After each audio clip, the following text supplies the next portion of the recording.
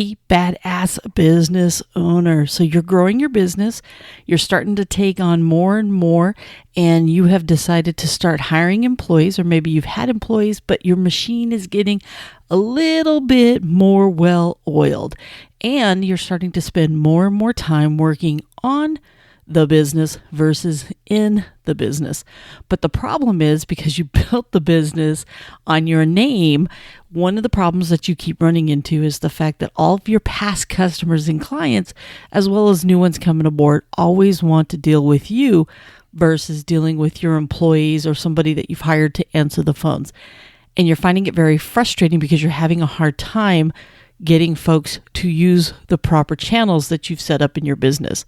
And it's taken a drag on your time. Sound familiar?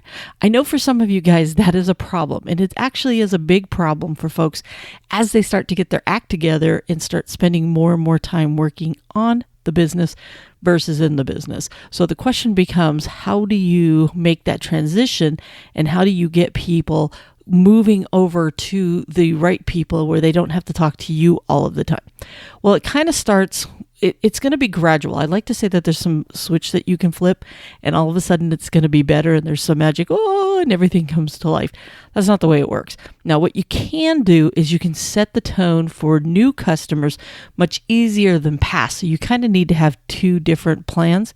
One is you've got to make sure that you are explaining up front as you bring on new customers, this is the process and this is the person that you're going to be speaking with. It rarely should have to escalate up to you unless you are part of it. For example, if you do the bidding, or if you're the person that they talk to at some point, it's going to be a little bit more difficult for them not to talk directly to you. But if for the most part, one of your team members go out and they take care of the problem and the situation, or they do the job or whatever the case may be, and if they have further questions, they should be able to either get those answered through that employee or through whoever you have answering the phones. Rarely should you have to, if you've done it right, rarely should they have to communicate with you. So you got to really set the tone up front and for what a new customer is going to experience. Now, as far as your past customers and clients, that's going to be a lot more difficult, because if they've been a client of yours or a customer of yours for a year, 2 years, 3 years, or 5 years, it's going to be much more difficult for you to let them go. You're who they know. You're the one that they trust. So it's going to take a little bit longer to make that transition, because you're going to have to transfer your trust over to who they should be dealing with. And the best way to do that is actually to create an introduction. You can't just all of a sudden start sending Tommy or Sally out to their house and expect them to automatically bond with them. So what you have to do is you kind of have to meet that new employee at their house. Let's just say you have, a pest control business, and you personally have been doing the pest service at their business all this time. Well, now that you bring somebody new aboard, you need to actually go there the first time Tommy does it and introduce the customer to Tommy and say, hey, look, you know what? The business is growing, and unfortunately, I'm not going to be able to be the person who's doing your place, but this is Tommy, and he's a great guy, and here's what he's going to be doing, and this is what you can expect. And if you ever have a problem with Tommy, you let me know, but I think you're going to really love Tommy, and he can handle all of your questions and all of your concerns and blah, blah, blah. And really what you're doing is you're creating some fun, and you're making that transition, handing the baton over, if you will, to Tommy with the customer.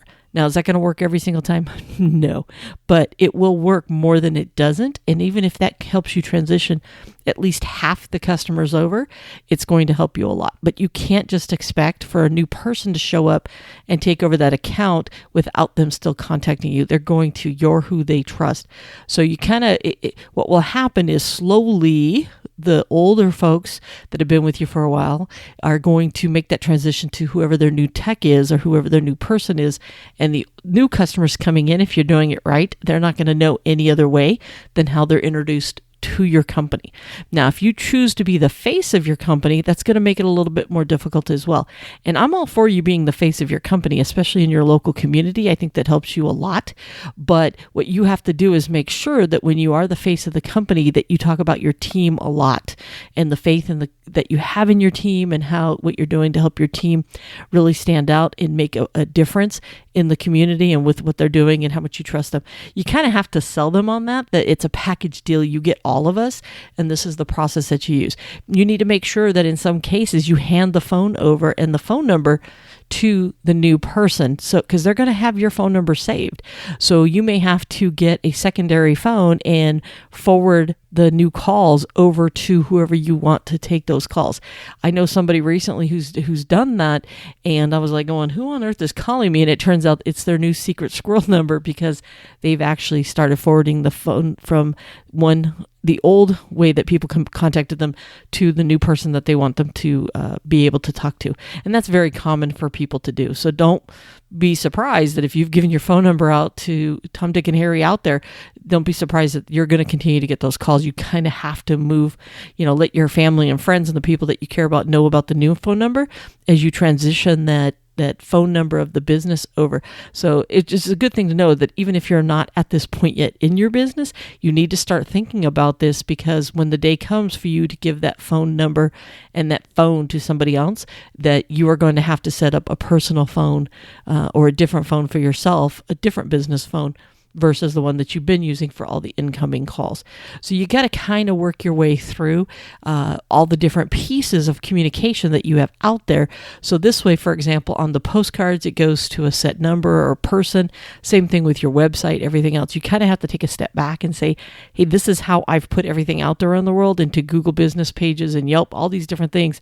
I need to go back and make sure that everything is geared towards this is the process that we use. So it's going to take time. It's going to be a slower transition. It will probably take 6 to 12 months to make that full transition, but you'll still have some stragglers, like I said, with people that have been with you for a very long time. So it is something you definitely need to do to be able to start working on the business more. That this day comes into every single business owner's life at some point in time. And if you're currently struggling with that, that's my recommendation for you to be able to help with that transition. But it's definitely something you need to do. So hopefully some of those tips have helped you out with making that transition of getting folks to stop using you for everything under the sun, and that'll help. It just takes time, and it's all about setting clear expectations and making that transition from you to your people.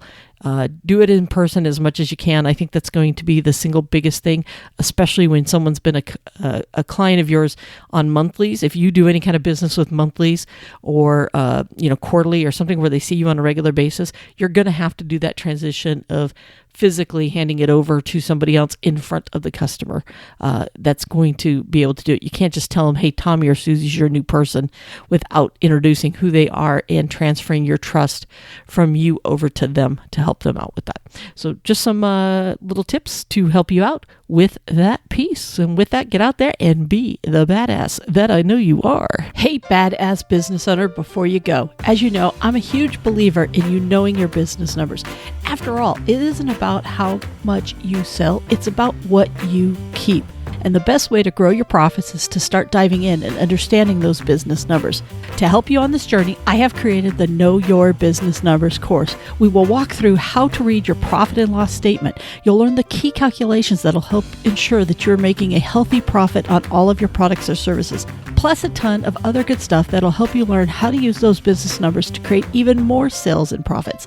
Just check out the link below in the show notes or visit knowyourbusinessnumberscourse.com. So if you're ready to increase those profits, it's time you start diving into your business numbers.